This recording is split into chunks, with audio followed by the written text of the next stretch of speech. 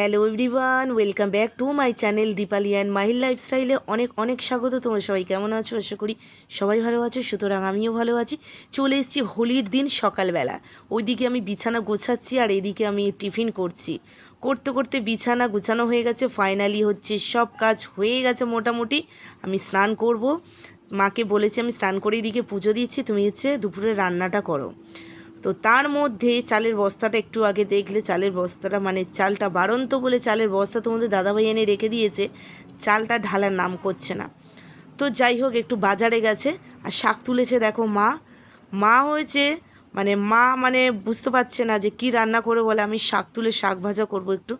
তারপর প্ল্যান পুরো উল্টে গেল যে নিরামিষের দিন, সেদিনে ছিল পূর্ণিমা, তার মধ্যে গ্রহণ লাগবে, এমনিতেই আমাদের মঙ্গলবার ছিল। মেয়ের অবস্থা দেখো, রাস্তায় যে পারছে তাকেই ডেকে ডেকে রং দিচ্ছে।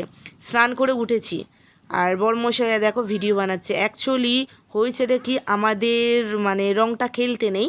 আমার শ্বশুরমশাই চলে যাওয়ার 1 বছর এখনও হয়নি, রংটা খেলতে নেই বলেই মাহি একটু বোরিং ফিল করছে। অ্যাকচুয়ালি রং খেলা না আমার বাপের বাড়ির ওখানেই ঠিকঠাক আছে, তো ওখানে বাচ্চা কাচ্চা থাকে। দেখো রং খেলা হয়ে গিয়ে দুপুর ঠিক 12টা বাজে, আমি বলছি ধরে বেঁধে আগে ওকে স্নান করাও, কেননা বাচ্চা তো ঠান্ডা লেগে যাবে।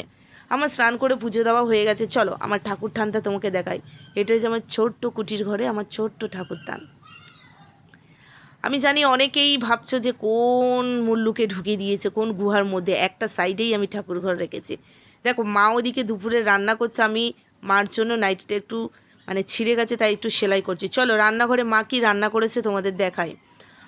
মা করেছে ঘরোয়া যেরকম ফ্রাইড রাইস করে। এইটা হচ্ছে মজার বিষয়, 1 গামলি পায়েস ভিডিও করার সময় এডিট করার সময় এত হাসি পাচ্ছিল, সব শেষ হয়ে গেছে।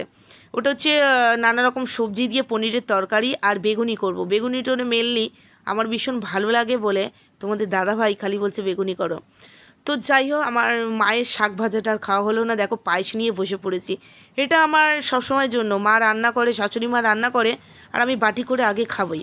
এটা আমার বিয়ের পর থেকেই অভ্যেস। তো যাই বলো, পায়েস নিয়ে বসে পড়েছি আর পায়েস হচ্ছে ওনার হাতে স্পেশাল, সবাই খেতে ভালোবাসে। চলো দুপুরে আমরা খেতে বসে গেছি। এ হচ্ছে বেগুনি আর ফ্রাইড রাইস আর সবজি দিয়ে পনিরের তরকারির সাথে পাঁপড় ভাজা। পাঁপড় ভাজা কার জন্য করেছি, একজন এখানে বেগুনি খায় না। এই হচ্ছে দেখো, এই হচ্ছে এই আমার সব কিছুতেই থাকে, তোমরাই দেখো। ও হচ্ছে বেগুনিতে অ্যালার্জি আছে, তো ওই জন্য ওকে পাঁপড় ভেজে দিয়েছে। তোমাদের দাদাভাই দেখো টক দই গলছে, খাবার পথে একটু করে টক দই খাবে। তো যাই হোক, ওরা ঘুমিয়ে পড়েছে আর আমি আর ও দেখো মজা করছি। এটাও ওর পাশে চলে এসেছি, পাশের ঘরে চলে এসেছি ওর ঘরে। আমি আরও মজা করছি, আমি চল তুই আর আমি গিয়ে ঘুমাবো আর গল্প করব। তো চলো দেখো কী সব শুরু করে দিয়েছে। আমার এই ভিডিওটা যদি ভালো লেগে থাকে অবশ্যই একটা লাইক কমেন্ট করবেন, সাথে থাকবেন, পাশে থাকবেন। চলো টাটা।